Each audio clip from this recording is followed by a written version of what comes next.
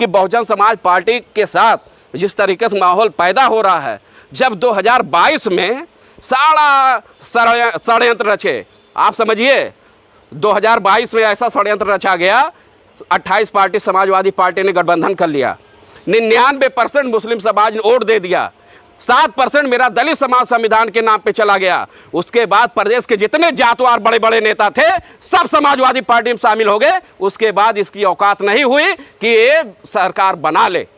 हमारा तो माहौल गंदा कर दिया गया, हमारे खिलाफ साजिश रची गई, यही समाजवादी भारतीय जनता पार्टी के लोगों द्वारा आप लोगों के खिलाफ माहौल पैदा किया गया कि बसपा लड़ ही नहीं पा रही है।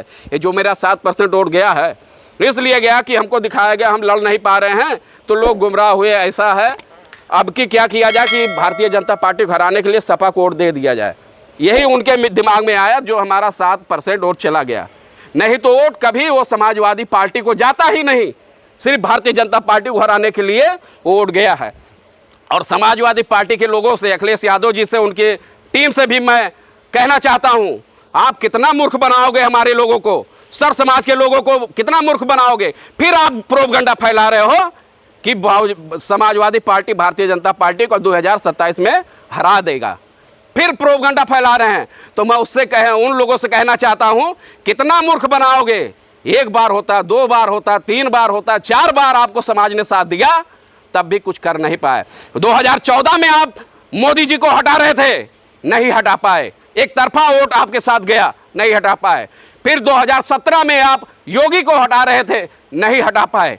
फिर 2019 में फिर बीजेपी को हरा रहे थे, नहीं हटा पाए। फिर 2024 में भी आप वही कोशिश किए कि हार जाए, बीजेपी हार जाए। कितना हराओगे, कभी वो हार नहीं सकती। और एक पुराना रिकॉर्ड है, जब भी बीजेपी इस उत्तर प्रदेश से भागेगी तो बहुजन समाज पार्टी ही उसको भगाने का काम करेगी, न कि दूसरे पार्टी। ये रिकॉर्ड भी रहा है।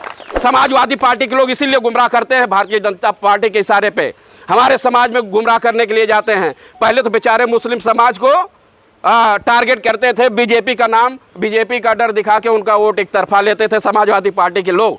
अब ऐसे मेरे दलित समाज में संविधान का नाम लेके आते हैं कि संविधान खतरे में है, समाजवादी पार्टी को वोट देगा, नहीं तो बीजेपी जीत जाए।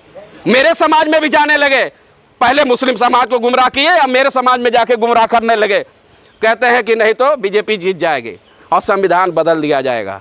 आप लोग बुद्धिजीवी हैं, पढ़े लिखे हैं, इतना जानते हैं, बाबा साहब ने जब संविधान लिखा था उस संविधान में ऐसा प्रावधान दिया था, किसी की बाप की औकात नहीं है संविधान को टच कर दे। आर्टिकल को जब सरकार में जिसका बहुमत होता है सरकार में, जब भी होगा राज्यसभा लोकसभा में पास करा के किसी का आर्टिकल का चेंज कर, उसका फायदा किसी का नुकसान किया जा सकता है, पर कि संविधान को टच करने की औकात नहीं है।